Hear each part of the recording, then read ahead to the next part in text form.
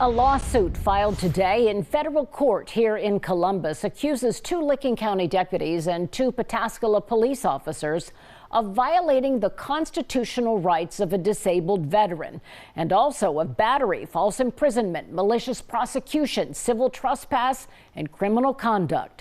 The attorney for Marine Corporal Milroy Court says his client was violently pulled from his wheelchair, handcuffed, and then jailed for doing something he had every legal right to do, asking the law officers to get off his property.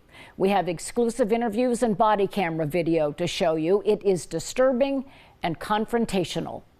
Could you please exit my property now? An angry homeowner and 3 armed law officers on his property with no warrant. Soon you will see Corporal Milroy Court being pulled from his wheelchair and put in handcuffs. But to understand how they got here, we have to start here. Court, his wife, and 11 children lost their home to a fire years ago.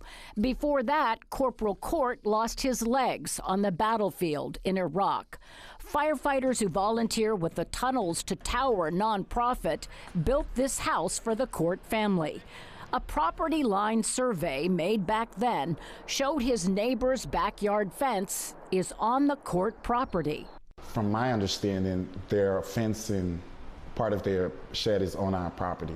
He says as he was recently clearing trees to farm here and make a community garden, that neighbor started screaming at him. Knowing I didn't damage anything, I was taken back by it. Minutes later, a deputy was in his neighbor's yard talking to the woman who lived there and then calling out to court. And I told him we can speak from here, and his response was like, I'll just come over there. I told him, you can stay over there, I can hear you clearly from here. Court, who's got physical and emotional battlefield scars, says he was shaken when that deputy, again without a warrant, called for backup and came into Court's backyard. He was soon surrounded and blocked in by a deputy and 2 Pataskala police officers. I just got louder and louder, louder and louder for, in an instance, it's as if 3 bears are on your property, and you have to make as much noise as you possibly can to get them off.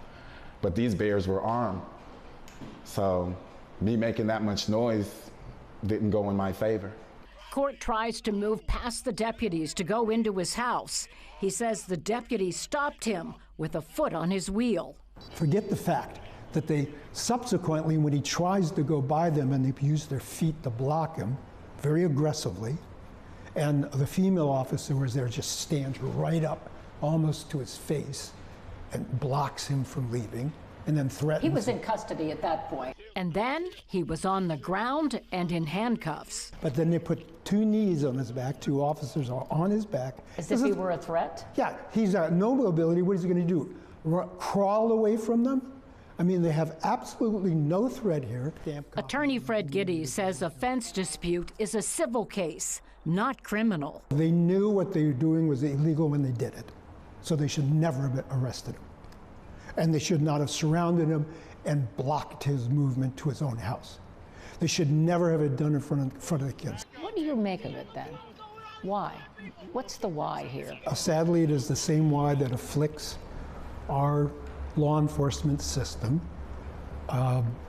There are 2 views of justice, and one is applied to people of color and one is applied to people who are white. Court was taken to jail, held for 3 days. A friend dropped off his wheelchair. Significantly, all the charges against him were dropped. And now he is filing a federal lawsuit against them, saying it's a lesson for his children. I tell them how to be accountable for everything. Like, if you make a decision, be accountable. That's why I still smile in a wheelchair. I knew the bad that could come from war, I knew. But you have to keep smiling. There's no need to become bitter. There's no need to hate anyone. You just have to continue.